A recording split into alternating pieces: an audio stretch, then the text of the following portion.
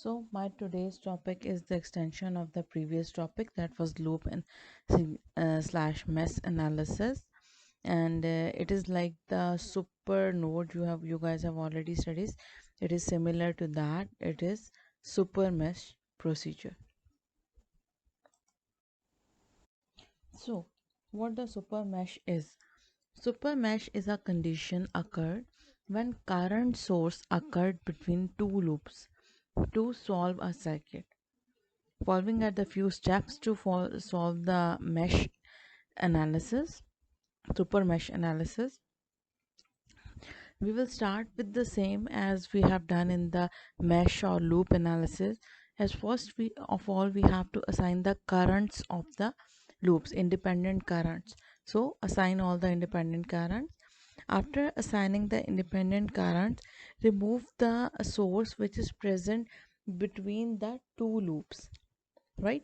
As in nodal analysis we were having a voltage source between two nodes, so we declared it as super node. Similarly here, as a current source is present between two loops, so we define it as super mesh. Now, when we analyze that our circuit is having a current source between two loops and we have to solve it by using super mesh analysis, then our first step would be to remove the current source and assume the path as an open path, right? And after that, develop the equation as we previously do. Now, this is the example which will clarify the step of super mesh analysis.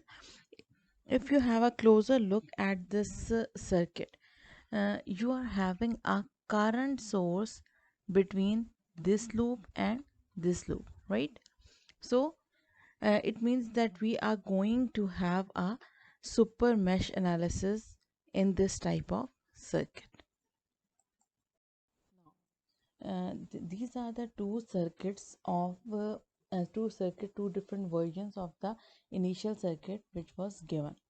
Now what we are going to do here, first of all, we have to define all the currents of the loops. So what we are doing here, we have defined the loop currents of loop number 1 and loop number 2. So in loop number 1 we are having current I1, and similarly in loop number 2 we are having current I2. But after defining these two currents, we realize that in between these we are having a current source connected, right? So what we are going to do next, our next step is, after analyzing that we are having a current source between two loops, our next step is to remove the current source and define it as open circuit. And this is the super mesh current circuit we have drawn over here. Now we are going to form the equation of this type of circuit which is considering this whole layout and ignoring this type of current source and replacing it with an open circuit.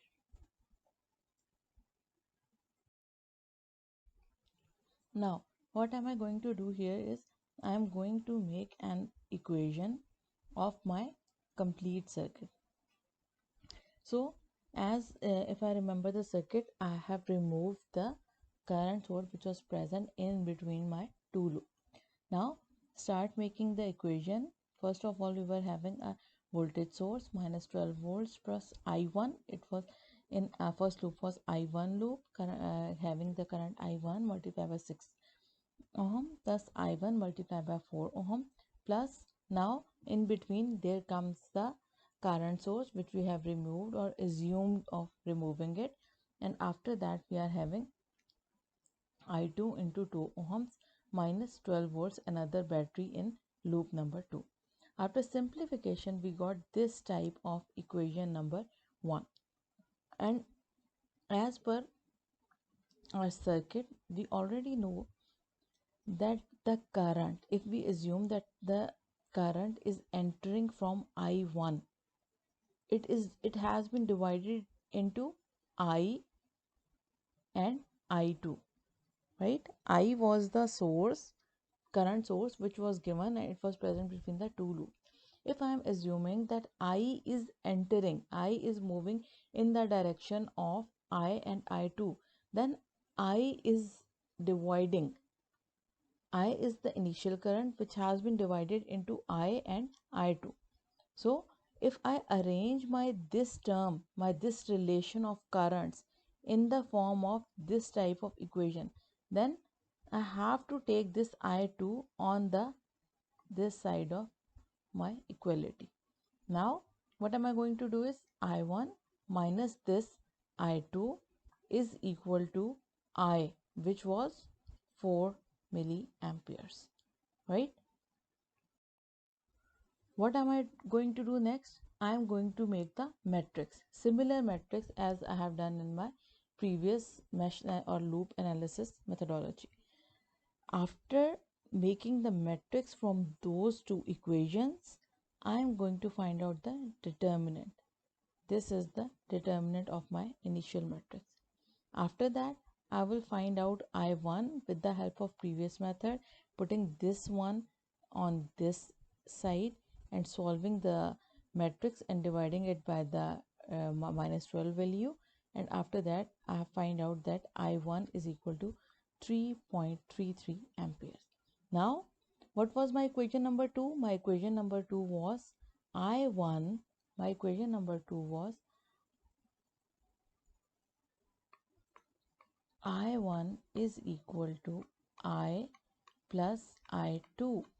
So if I have to find out the value of I2 from here, I will put the value of I1 which I have found out in my previous step.